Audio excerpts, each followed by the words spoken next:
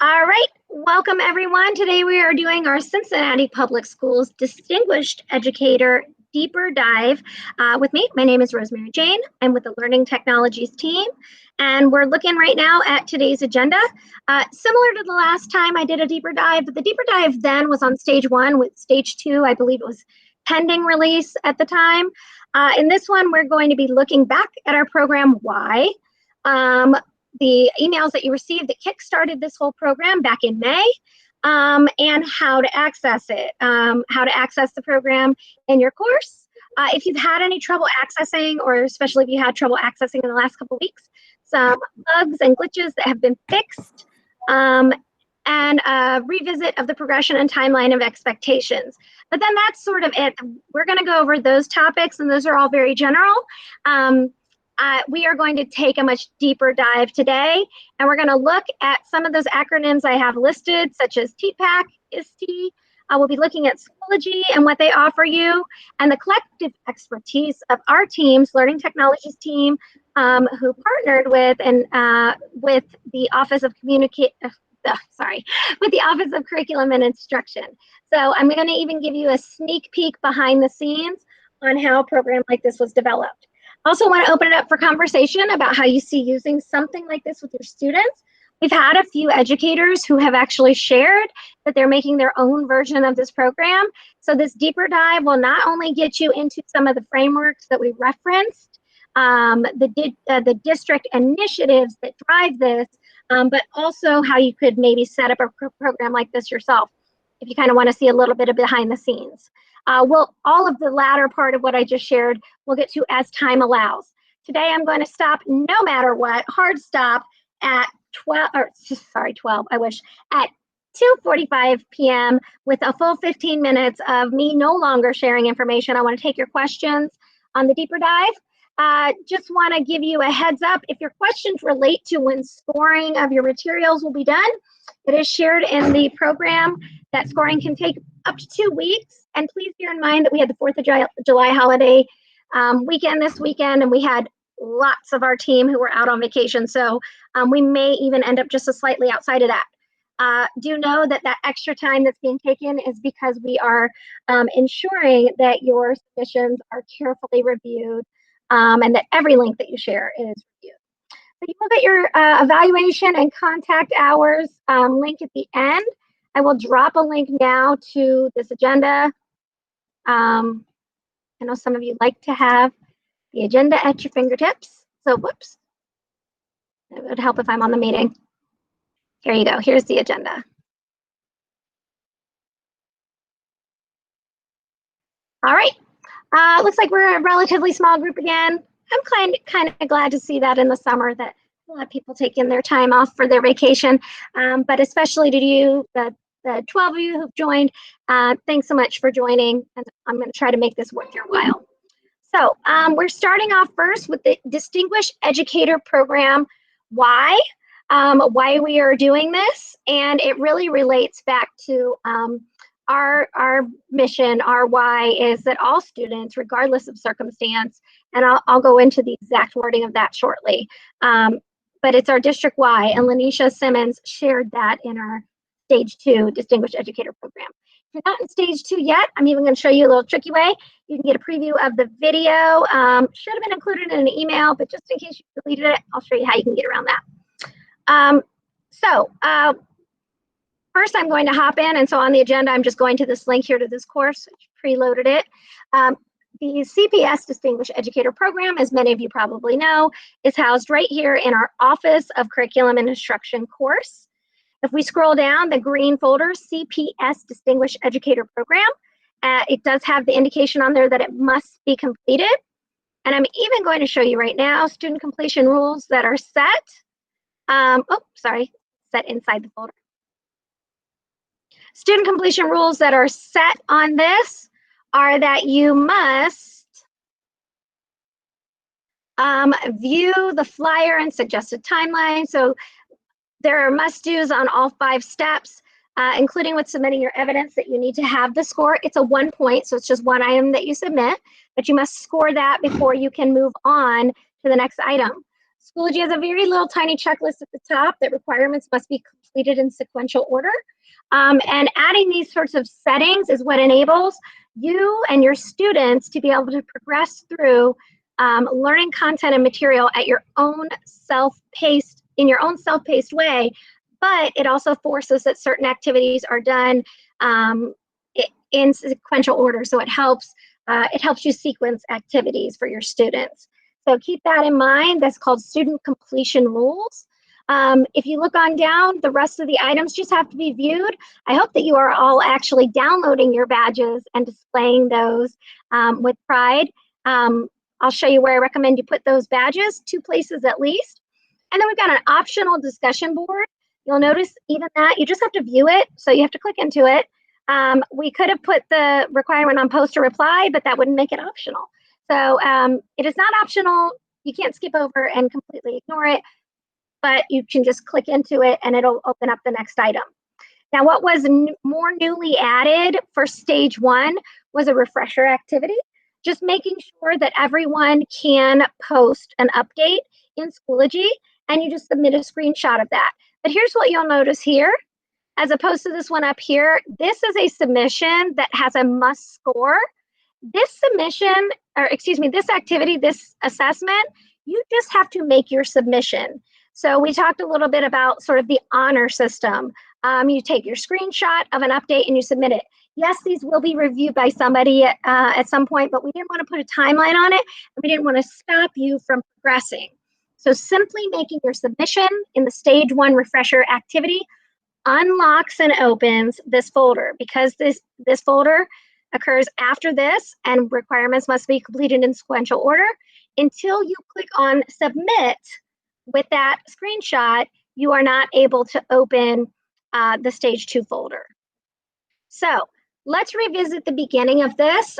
Back on May 15th of 2020, our Deputy Superintendent, Tiana Amat, sent out an email to you guys highlighting the release of this program, sharing with you that our team, Learning Technologies team, and the Office of Curriculum Instruction had joined forces to create this co-created program for you. A lot of the items that were in here as links were replaced and embedded into the stage 1 program. And the video launching the stage 1 program is embedded right here for you. If you're wondering, if you're jotting a note, this structure of this is set up as a folder with a page that is displayed in line. So that's how you immediately, when a student clicks on a folder, you have them immediately engaging with content. We want to make sure nobody missed this message from our Deputy Superintendent. It's the first thing you interact with in the program. But all you simply do is scroll down, scroll all the way to the bottom, and then you can see the steps of the program numbered in order for you. So let's first, in this deeper dive, look at the stage 1 refresher. So I'm going to click on that. It's going to bring me into what you would see on the teacher side of things. So I'm going to go into preview, which will almost duplicate what you see on your side. Just recently, we had a question in our updates page that asked, let me go right over there, that asked, where do I submit my screenshot for the stage 1 refresher? So this is just a quick introduction to the activity. And then at the bottom of it, it says start new attempt. But depending on what device you're on, you might have to scroll to see that button. So this is telling you that in stage 1, you're going to post an update in one or more of your Schoology courses. Now, let's be clear, your update does not have to be a course that you're the administrator of. So you don't have to have students in it. You could be a member of a course and post an update. So posting an updates is an essential way to connect and communicate with your students and families. So you want to do that. Now, you can click here to go back. I'll just show you where that redirects you to. And it redirects you to the stage 2 folder. So click on start new attempt. And you'll see you have 5 attempts. When you click on start new attempt, you are given a large amount of detail on how to do this. So if you have never posted an update, you don't have to even have practice this outside of Schoology. It's going to walk you through it. If you know how to post an update, just skip over this. If I was going to do this, I could go into my practice course and I could click on updates, or I could go into a course that I'm just a member of, and you would just type your message here. I've seen some people actually type, "This is my message for the Distinguished Educator Stage 1 Refresher." You can do whatever you want. You can add elements to it, but it's not required. Just so you're aware, updates are a robust way to communicate with students and parents. Not only do you have some text editing features here at the top, but you can also add a file, link out to something external, add internal resources. I'm not going to go into that too much. My favorite button is this audio video recording. You can actually record right there in your update.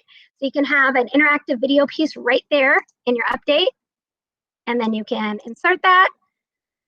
You can add a poll, so you can question, give questions to your students. The poll is not there if you're just a member, so that is for courses you're the administrator of. And you can copy it to your other courses if you're an administrator. All you do is hit post. And then on a PC, if you look down at the bottom of my toolbar, I know I have it very small, but it looks like a oval, a red outlined white oval with a little pair of scissors.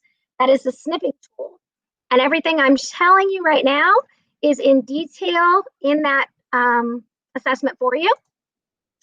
So what I'm doing is I'm just going down and grabbing my snipping tool. It doesn't naturally live on the bottom of your toolbar. You would actually have to go into your computer, search for the snipping tool. Oops.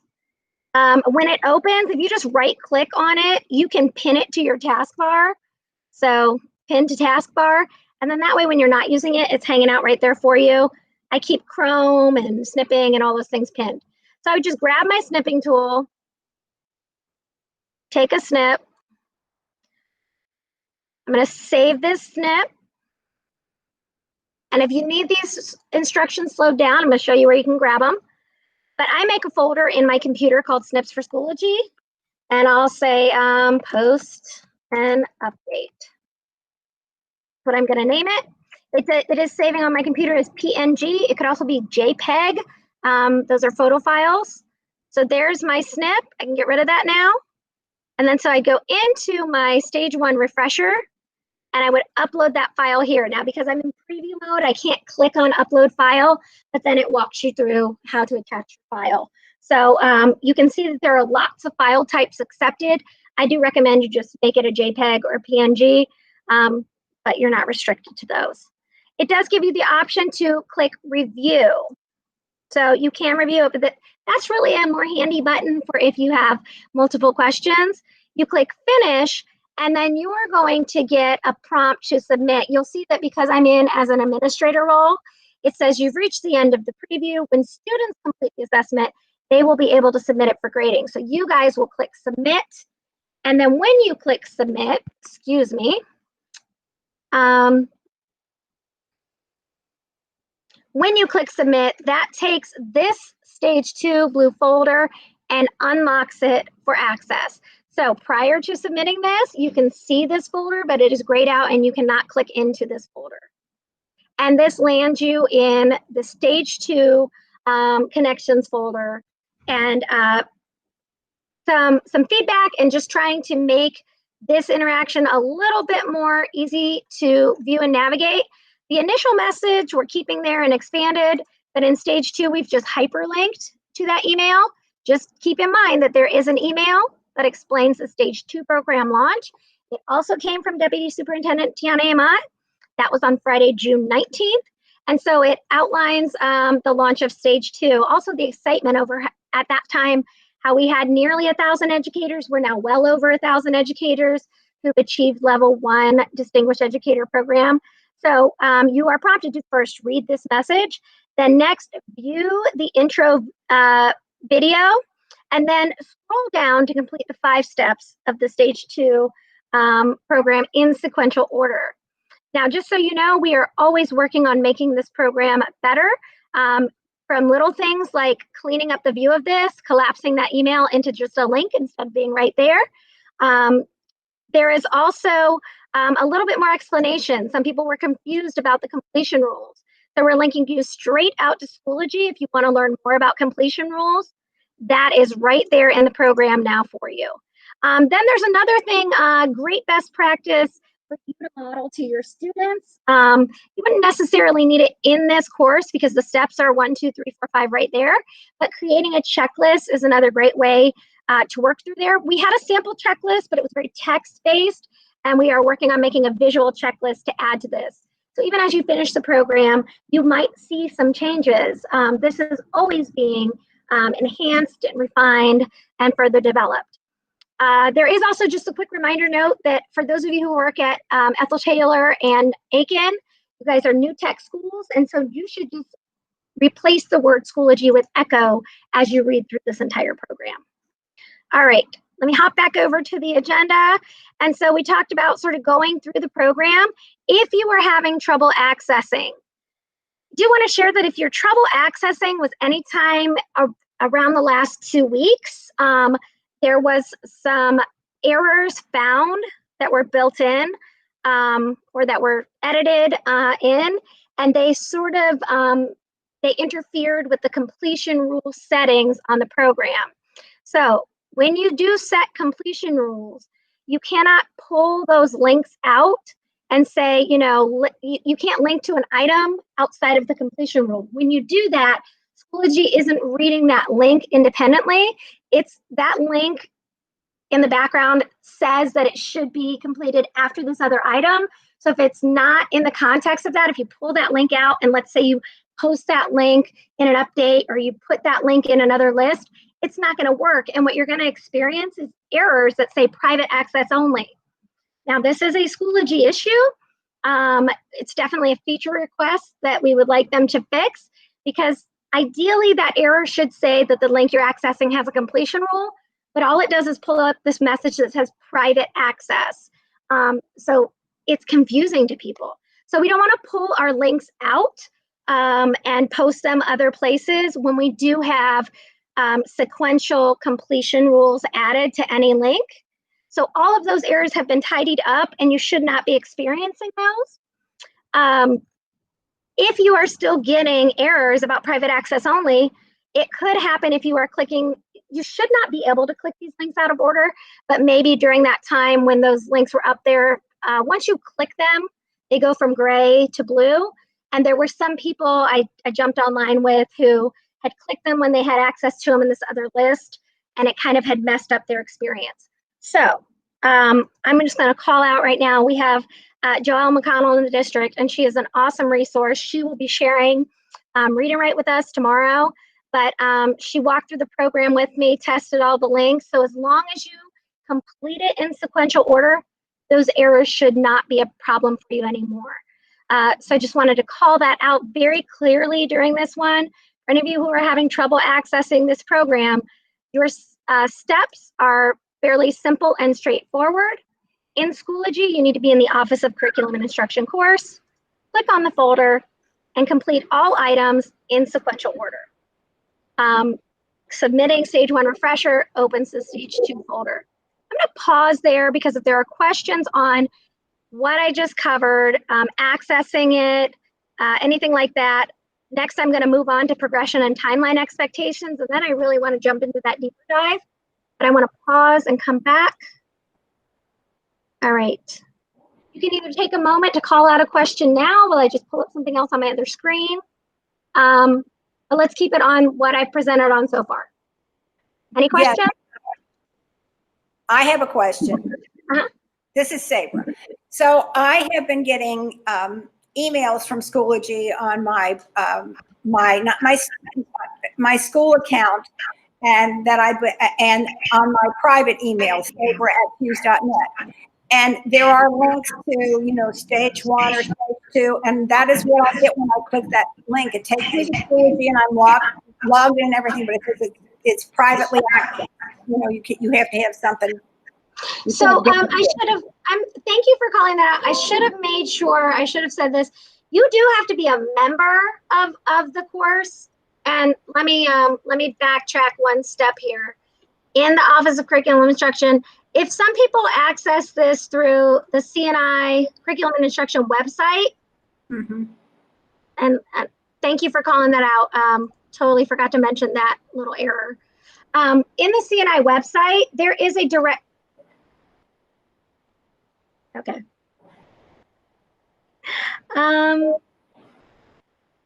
Okay, it looks like they took out the link, so I'll have to double check the link maybe being taken out could have been an issue, but it says visit our Schoology course for updates and information.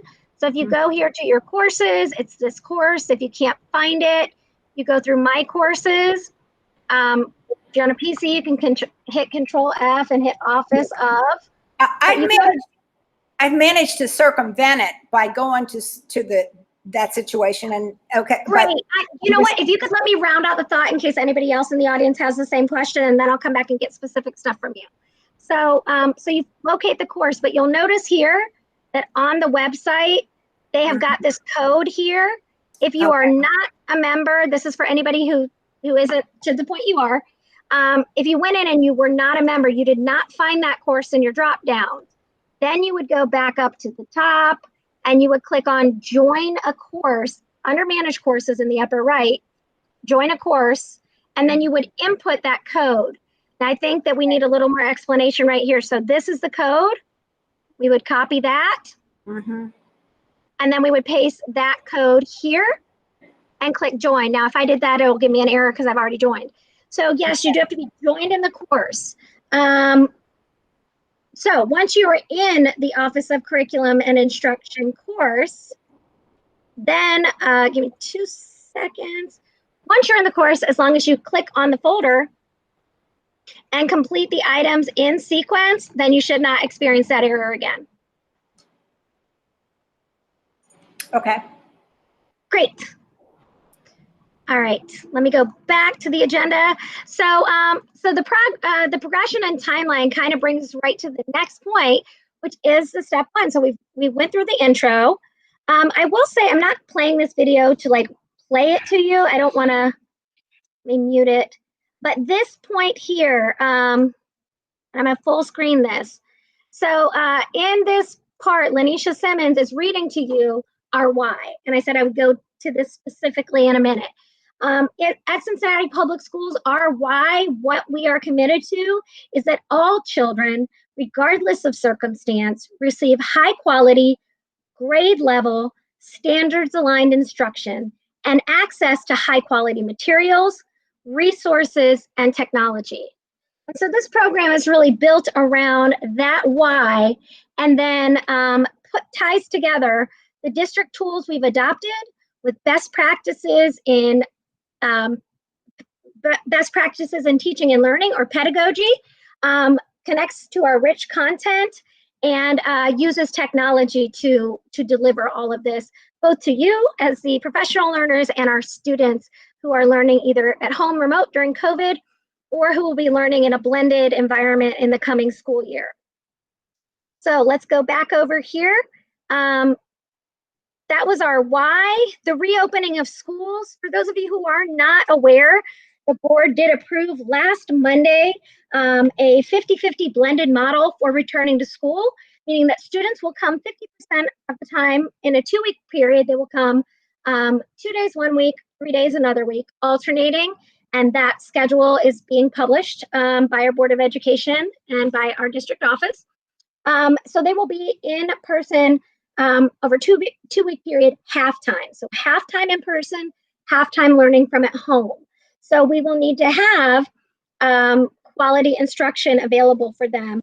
And that is definitely moving through the Distinguished Educator Program is going to be a way to better prepare you to teach in whatever environment you're in, whether you're teaching them face-to-face, whether they're at home learning, or I hope not, I truly hope not, but if we end up back in another situation of fully remote due to COVID. So that brings us to our flyer and our suggested timeline. This is really self-explanatory, so I'm not going to read any of this to you at all. Just know that you can access the flyer here. The suggested timeline, just to remind you, no one is behind. Stage 1, the self-assessment, was due on May 22nd. So if you didn't do the stage 1 self-assessment, I will just share with you now that that is in stage 1, but then you can always get to it right there in the flyer. The stage 1 self-assessment is going to stay right there on the cover of the flyer because you cannot begin this program without submitting that assessment, or you should not begin this program without submitting that assessment. So that is the only thing that had a due date that has passed as of now. And this recording is July 7th, 2020. Our target is that all educators have achieved, have finished all of stage 1 and achieved the badge. Your badge says CPS Distinguished Educator Level 1 by August 21st. So we have educators, I'm sure there are even a couple of this call, who have already completed stage 2. And you can see our target date there is October 16th. You can plan on and depend on that, even though I know, and I have so much respect for those of you educators who are in this session right now during your summer hours, but just know there's no expectation from the district side that you are doing this work now, but there was great response to the program. We had really positive feedback, and so we will open this up for people to choose to go in early. And that's the bit that I'm going to sort of leave off with. The timeline expectations is no one is behind unless you haven't completed the stage 1 self-assessment. If you haven't, get on that right away. And I am going to actually drop that link just in case you haven't done it to the stage 1 self-assessment. I'm going to put it right in the chat. That would be the only item anybody could be behind on. I'm even writing due May 22nd, 2020. I'm going to put was due. I could spell was. There we go. All right. So that link I'm dropping in there just for your ease. If there's anybody in the call who says, I didn't get that, I missed that, just get it done as soon as possible. It's a self-assessment. It will email you a copy of your results, and then you'll be on track for the program. Also know that in the Startup Week PD, you can plan that you will have support if you need it in achieving stage 1, and there will probably be some elements of stage 2 included then as well, too. All right, so that is step 2, and that's step 1, and they are numbered. View the flyer and suggested timeline. Now, normally what I would suggest you do is just use the features of Schoology and navigate through. If I hover over that, it's even giving me a preview. It's saying step 2, pre-assessment, and I can see that puzzle piece. Or I can click on previous, and it shows me that's the page for the introduction. This is the Schoology built-in buttons. We've added an additional button, but just so you know, this is a manual add. If you're interested in this level of design, this doesn't have the hover feature because this is not built into Schoology. This had to be snipped, saved, inserted, and linked to the next page. The reason we did this, though, is just to make ease of navigation, because when our students are in Schoology, if they scroll up, you see that header bar disappears. What I would love is if this content internally scrolled and that header stayed in place. That's another thing to request is a future request to Schoology. But for now, that button disappears, so to speak, when you scroll. So we have added a manual button to the bottom. But you can just click next. Because it's a program overview, I'm going to go back into the folder so you can see it in context of the whole program. All right, so that was stage 1, view the flyer and a suggested timeline. The rest of it, I don't want to walk you through step by step because really, the video walks you through this, and everything is kind of written out for you. What I'd like to do now is take that deeper dive into some of the frameworks and the background work in developing our CPS Distinguished Educator program. So, put your water wings on or your mask or whatever. I'm way being cheesy with overusing analogies, but I want to share with you this resource from Schoology. And it is the TPAC Framework explained with examples. So first of all, what in the heck am I talking about? Okay, our CPS Distinguished Educator Program was based on a number of things. One of them was the great amounts of certifications that are available out there. There's the ISTE Certified Educator. Sorry, should not be happening. My phone is silenced. My work phone is not silenced. Okay. The CPS Distinguished Educator Program, we looked at a lot of different models. ISTE, which is the International Society for Technology and Education. I will pull up ISTE.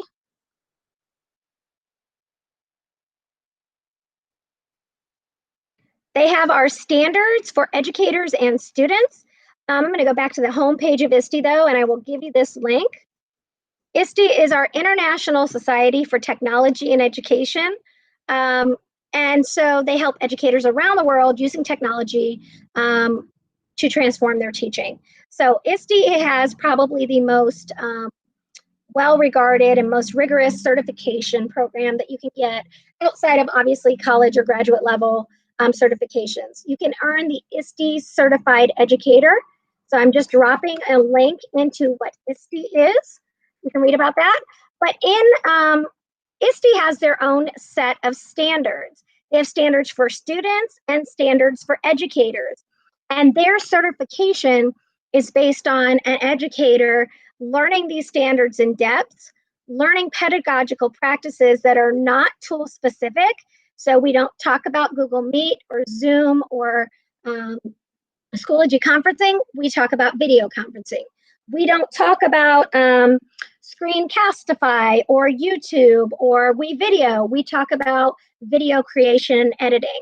So it's a non-tool based program that takes you through the standards and helps you develop as a certified educator who proves there's actually an extensive portfolio you create and proves that you have earned that status of ISTE Certified Educator. In the world of educational technology and in what I do, it's sort of the gold standard of what you can achieve. Well, we looked at that program, and then we looked at some other programs, and let me pull up a couple others just for your reference.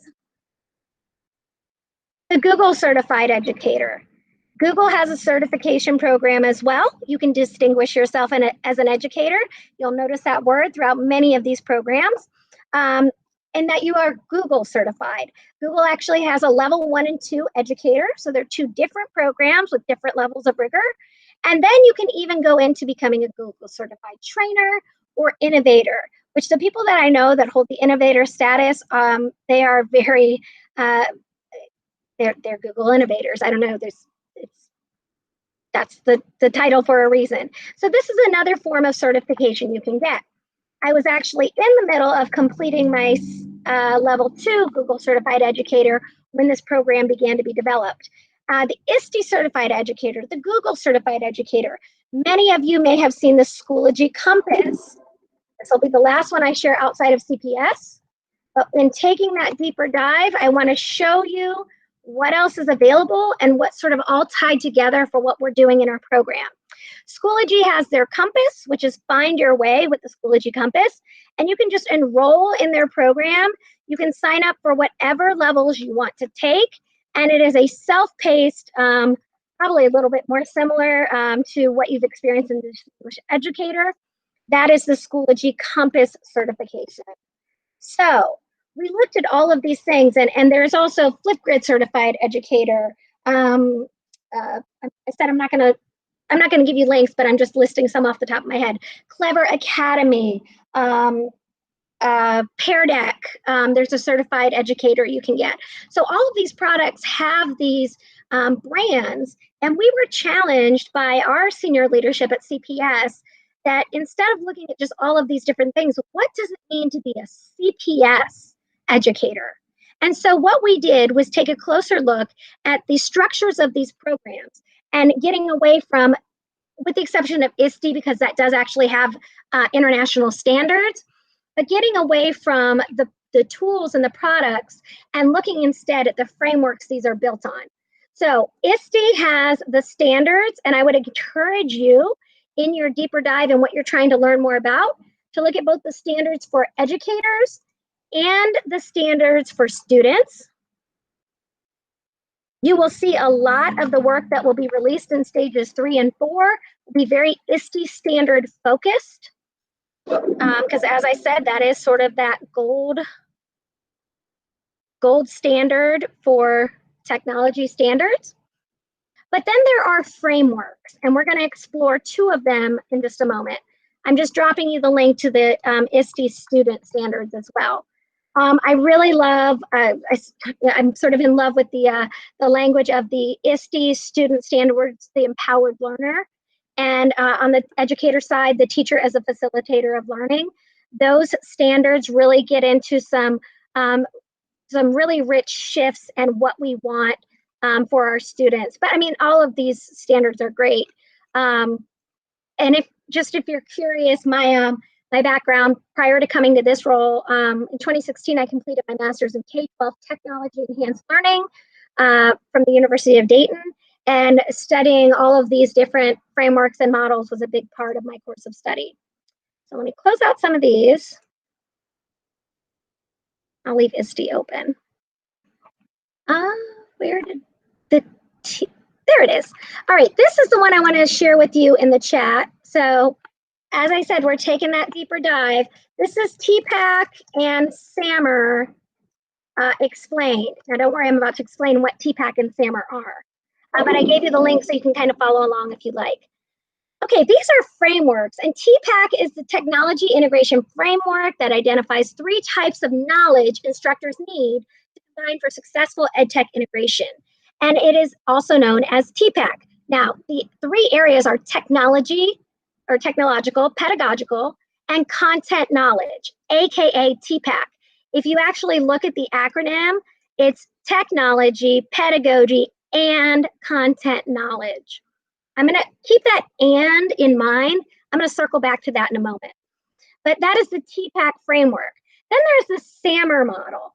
Samer is about the depths of technology integration. And the S is for substitution. The A is, I'll click on this hyperlink. The A is for augmentation. The M is modification. And the R is redefinition. And that really, I've seen this model in so many different forms. This one is like a step. I'm not a fan of the step model. I've seen a pool float before. I like it more in depth because the steps in my mind make me feel like this is something I need to get to the top of. But there may be plenty of things in your instruction that substitution and augmentation is the completely appropriate level. So I kind of like the pool float model. And if we have time at the end, if anybody's interested in the visuals, I can pull that up. But let me hop back now to the comparison of the two. All right, so TPACK is one framework, Samer is another.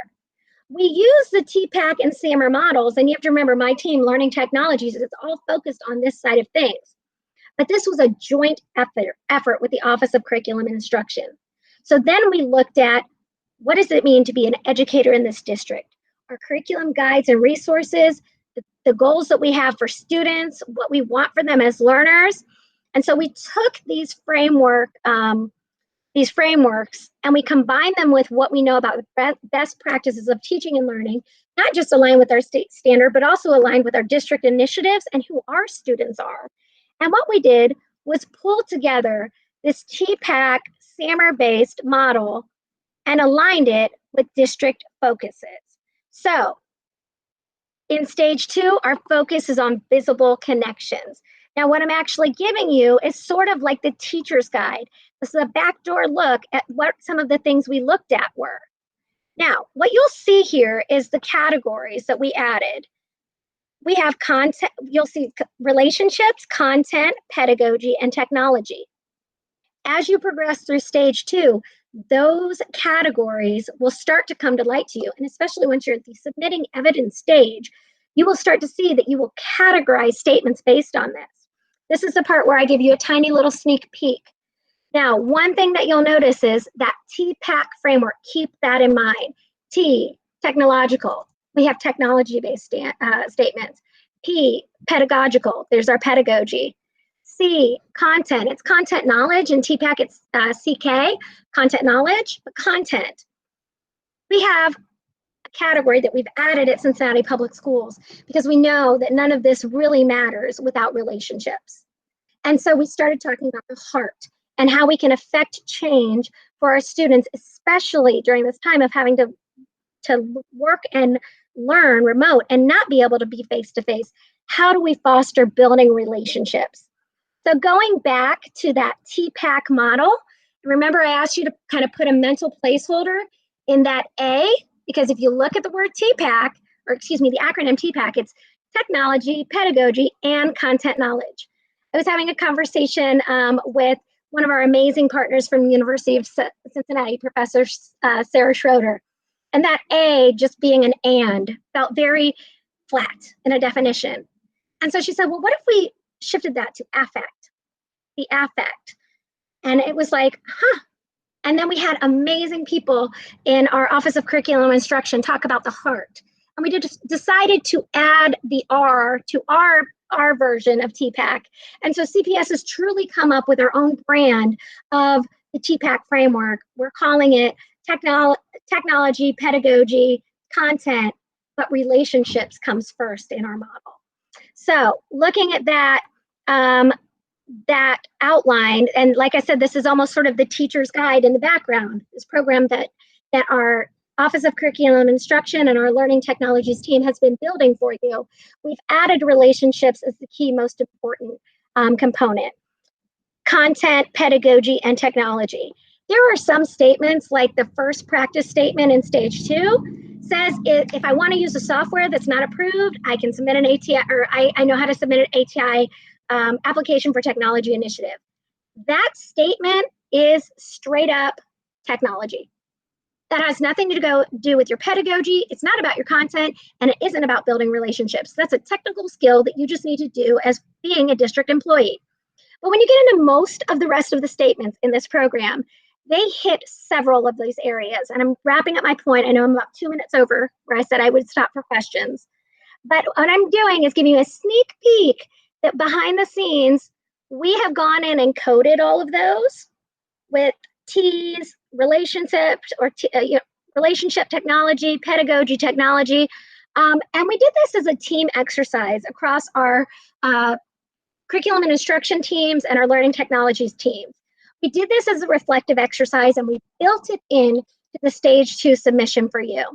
So that is really sort of the back end side of the frameworks we built this program on, the tool we used to build it, Schoology, and the coming together of our teams and sharing our collective expertise. And as I mentioned, Professor Sarah Schroeder, she has been in on and consulting on all of these. She is an expert in online design. That is what she teaches that you see, and she has been an amazing contributor and consultant in this program.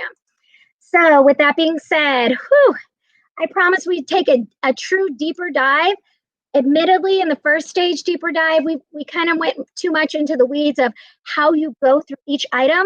And I had some feedback from some awesome distinguished educators who said, I was really kind of hoping the deeper dive would get into the deep concepts behind the program. So that's what I plan to deliver to you today. I hope you found this compelling, that you see that there's a lot that's gone into the program. You can also see why that when stage 2 released in May, it took another month to release stage 2. And I would probably plan on taking a month or more for 3. If you look at the suggested timeline, we are well ahead of our targets, and we just want to provide the best program possible to help you feel better prepared to teach in whatever circumstances we find ourselves in when our students return. The plan is that we are fully blended. Hopefully, we don't have to go back to fully remote. But if we do, we want to know that we've done everything we can to better equip you as educators. So microphones are open. There is nothing in the chat. So when we open microphones, I just ask you to use your best netiquette. It's a term that if you're not familiar with it, you can share with your students. You can unmute and ask your questions. If you're not comfortable unmuting to ask, you can go ahead and add them in the chat. And then, of course, your netiquette is if 2 people start to speak at once, just kind of popcorn it and one person step back. All right, Anna, I'm ready to collect and submit level 2 evidence, but it seems to me that in order to represent full competency of each area, I feel like I will need multiple, sometimes 4 pieces of evidence for each of the 4 areas within that level. Is that what I'm supposed to be doing? Maybe a slideshow with links and pictures could walk my evidence through, seem clearer. Okay, I think you make a very good point. And if you were to take the opportunity to look at the ISTE certification, evidence submission there is a portfolio. If you look back at maybe some of your pre-service hours, or if you were in grad school, some of the ways that you justified yourself, it's widely interpretive, and we are trusting you as professionals. I will go ahead and open the evidence submission for stage 2, and I'll show you 2 things in answering your question. One, I'm just going to open the template. And two, I'm going to open a submission, and I have gotten this person's permission to share this in my PDs. So let me go to hers. She was actually our first, and being first isn't the biggest deal in the world, but she was our first to earn stage 2 certification. And so she has said I can share her submission as well.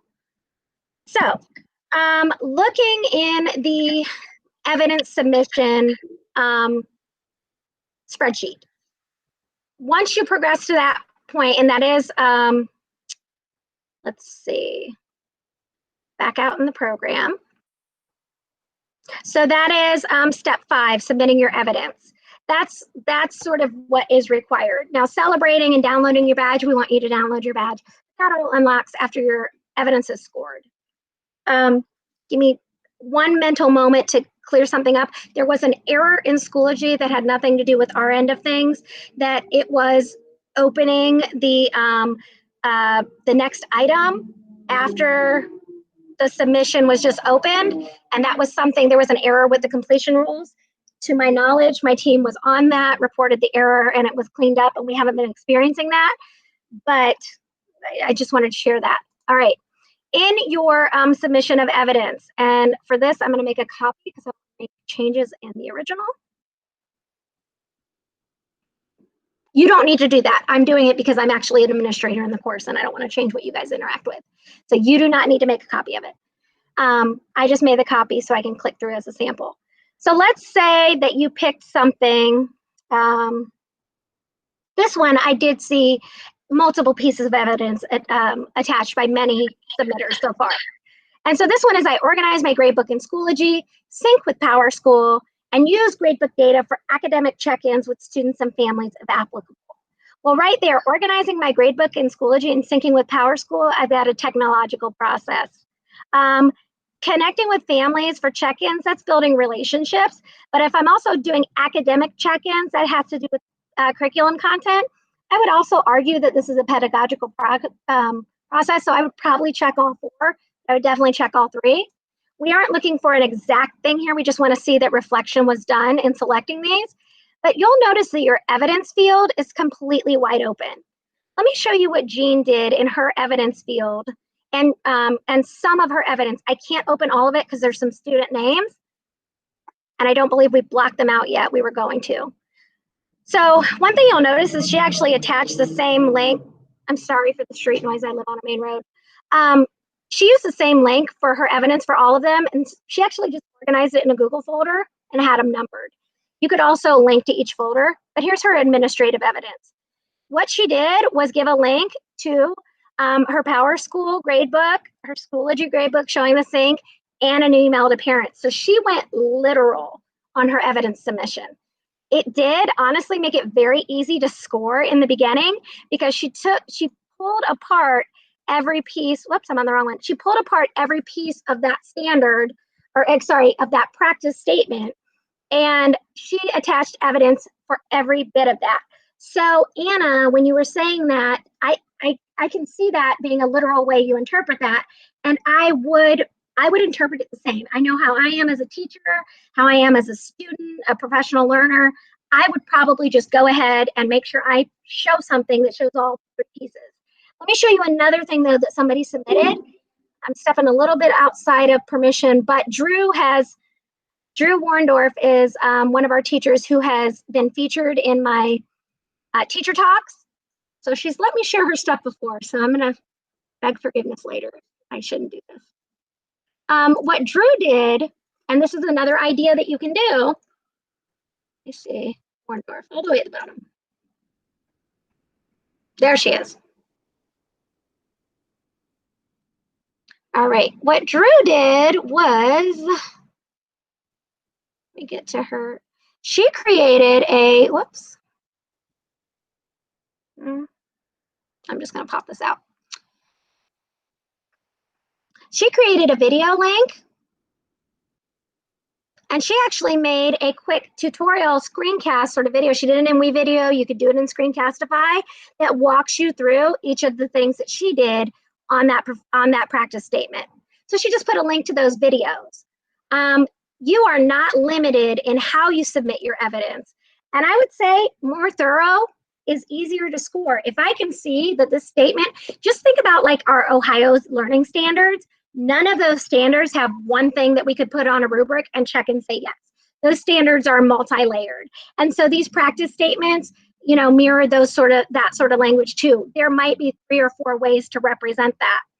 Do we score some as a yes if they've shown one of those aspects? Sure, you are trusted with some professional judgment. Myself personally, I look at going through this program as something I want to achieve and do well. And I'm going to tell you right now that as a co-contributor to this project, not only building the actual Schoology content, but digging into the standards and helping to write some of these practice statements, I am not ready to submit my stage 2 evidence just yet, because there are some things that I do not currently do in my practices. Part of that is just because I'm not currently a classroom teacher anymore. So I need to get in there and really practice it and do it before I say I can, or before I say I do. I haven't actually done it. I know how to do it, but I haven't done it. So I want to put it into practice. So consider doing this with yourself as your highest form of critique on there. And then know that we are going to go through that with that rubric.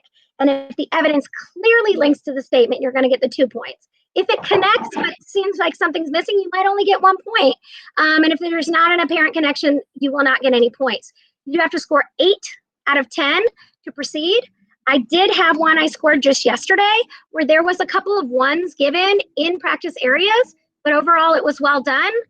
That person's proceeding because they earned a score of 8. So, use your professional judgment. I know how I work. I would probably tend to do more like what Jean did, and I would put very clear links that align with my evidence. But that is not telling you what you must do. It's just giving you ideas on what you may do. All right, any other questions before we wrap up our deeper dive? I do have your contact hours and feedback form I'm getting ready to pull over.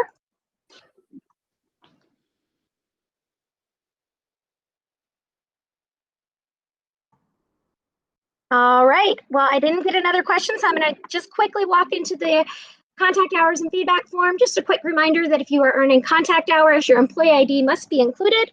If you don't need the contact hours, you can always just type in NA right there. What topics did we cover today? We covered this Distinguished Educator program. You can check that box. Indicate your school or schools.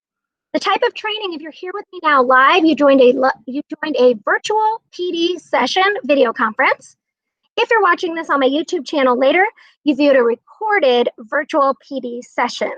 So this was a 30-minute to 1 hour session.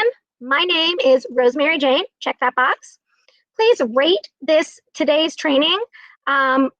Obviously, if you didn't have questions, you might have some NAs here, but we really do value your feedback. And if you have any additional questions or comments, let me say this, those questions or comments would be on PD in general or this session in general. If you have questions about the program, I'm going to recommend, or if you have an individual question, I'm going to recommend that you reach out to my team during our posted office hours. I'm going to put that link. I went to the wrong one. I'm going to put that link in the chat now.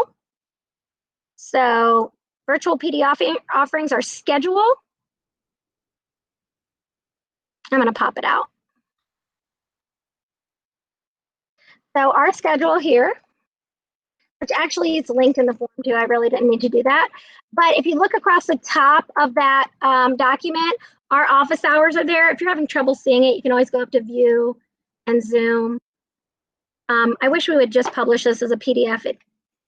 I don't like doing that, but anyway, or you can view it.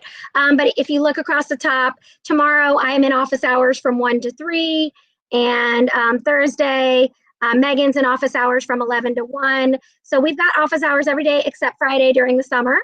And if you want to know how to join office hours, it's super simple. Just go to Google, go to chat, and search for my name right up here in the upper left-hand corner, and you'll find me. So, and my name is Rosemary Jane. And yes, I had somebody write me the other day and say, well, what's your last name? And I said, that is my name. My first name is Rosemary, last name is Jane. So you can find me that way. All right, going back to the form real quick. So again, those questions, comments, if they're specific about the program or you need specific help, go ahead and send us a chat message. But if they're just about our PD, you can put it here. If you want more training opportunities, that's the link to the schedule I just shared. Our Tech Talk course is there. And if you're having any technical problems, you can always email our help desk. Oh no. I think somebody must have changed the setting to automatically email you, but I'll verify that. There used to be a button to switch. Anyway, looks like you can just get an email of your responses. 301, not awful. All right. Thank you so much for attending today. I hope you found this valuable. I enjoyed the deeper dive with you. I really actually kind of didn't even go into full-on geek mode. I am in love with our ISTE standards, our TPACK and Samer frameworks.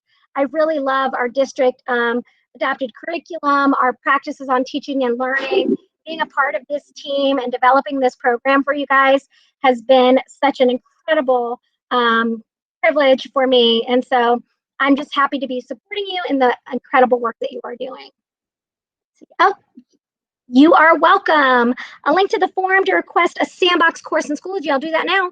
Let me show you where you can. Oh, I just stopped sharing. I'm going to go ahead and share that so you can see. So again, at the bottom of that form was a link to our course, the Tech Talk course. And if you need a course created, a sandbox course, I'm going to heavily caution you that you should not be adding students to your sandbox course. When you do that, you overcrowd their list of courses. They should be in their courses assigned from PowerSchool. You might want to, if you want something for students in another space, you can do a group. But if you just need a sandbox course so you can practice over the summer or just try things out without being in your student's course, in this link, in our Tech Talk course, this bottom need a new course created link, you just fill out that form. So that is the Schoology resources in Tech Talk. And so that link is in the Schoology resources. All right. You're welcome. I am going to stop recording. Thanks for attending.